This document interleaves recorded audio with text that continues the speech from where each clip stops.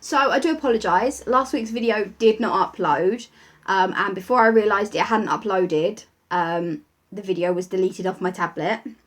So I do apologise, but this is just a quick catch up from last week. So last week I went to Crystal Palace. It was a lot of fun. I went and saw all of the dinosaurs, which were really interesting because obviously it shows you what people thought that they looked like however many years 150. ago. 150 years ago when they were first put there. And obviously you can look at what we now know that they look like these days. Claw on the nose.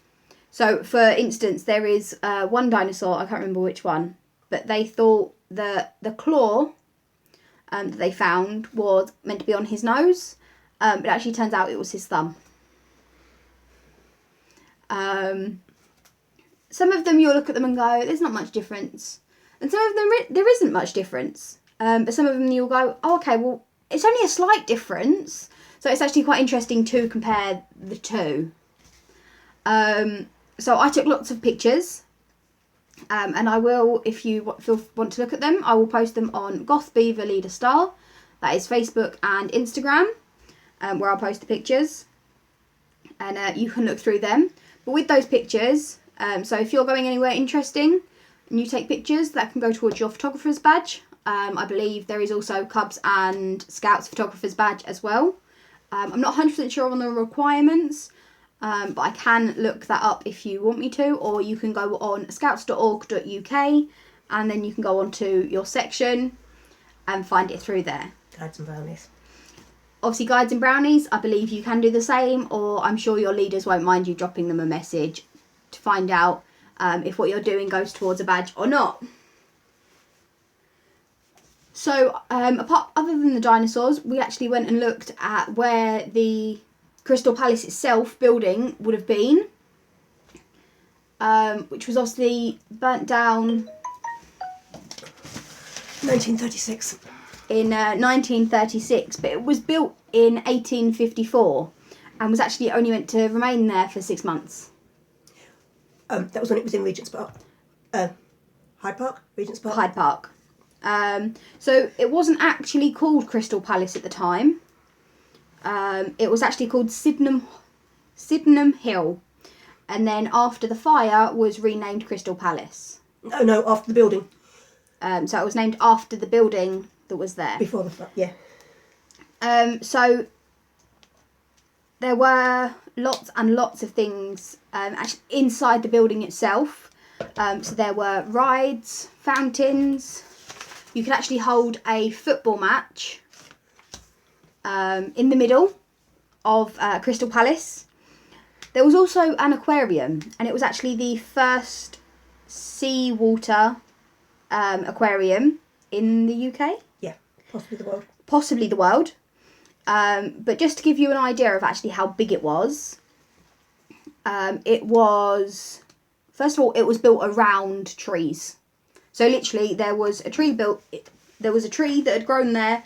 And we'll build it over. We won't cut the tree down. We'll build it over. That's how big it was. So it was 1,848 feet long, which is 564 meters. And wide, it was 408 feet wide. I haven't got that written down in meters, so I apologise. There were lots and lots of different shows held there, so cat shows, dog shows, and things like that. So to actually rebuild it now, it would cost... No, that was the moving cost. I haven't got the cost of rebuilding it. Thank you. Okay, apologies. So to build it, then it would have cost 16.5 million. That's how much it would cost to build it now. Well, that's in today's money. In today's money. Okay. And when it was moved from Hyde Park to Sydenham Hill, which is now Crystal Palace, it would cost, in nowadays money, 1.33 million. So that just gives you an idea of how huge it was. And obviously, being called Crystal Palace, a lot of it was actually glass. Okay. So I found it quite interesting. There are, as I say, there are still quite a lot of the remains of the building. So you've still got all the staircases. You've also got the Sphinx. They have been repainted.